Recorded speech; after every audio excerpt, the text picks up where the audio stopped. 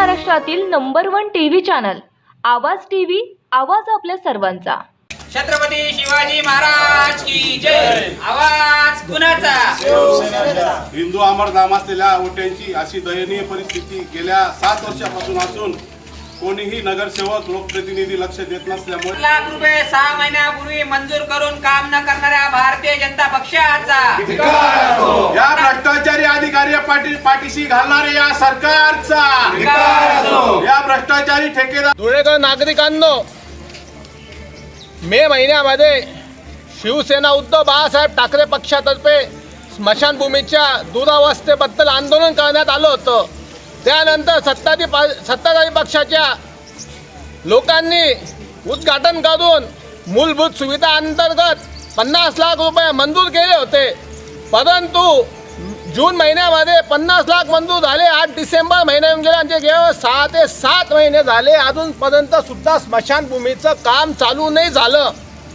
आमची सत्ताधारी भ्रष्टाचारी जनता पार्टीला विनंती आहे की 50 लाख रुपये मंजूर झाले, मंत्र्यांच्या हस्ते उद्घाटन झालं, तरी तुम्ही अजून दुरुस्तीचं आणि नवीन आमादांचं काम का नाही चालू झालं? आता हेच उदाहरण घ्या बघा, प्रेत जायची जागा कुठं आणि प्रेत कुठं जावं लागतंय। म्हणजे या भ्रष्टाचारी जनता पार्टीच्या लोकांनी आमाधाम सुद्धा सोडलं नाही। यांनी संडाशी काढल्या, गटारी काढल्या, रस्ते काढले, दवाखाने काढले, ते कमी पडले म्हणून या लोकांनी स्मशानभूमीचे 50 लाख रुपये पण खाऊन टाकले का? अशी धुळेकर जनतेच्या वतीने आम्ही शिवसेना उद्धव बाळासाहेब ठाकरे पक्षातर्फे विनंती करत आहोत।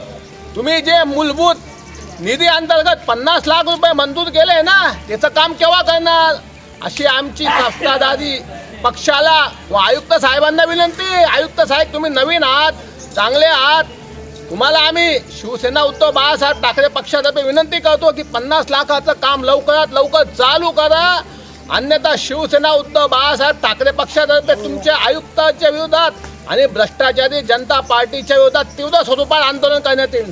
रोजच्या ताज्या घडामोडींसाठी आवाज टीव्हीला सबस्क्राईब करा आणि बेल आयकॉन प्रेस करा।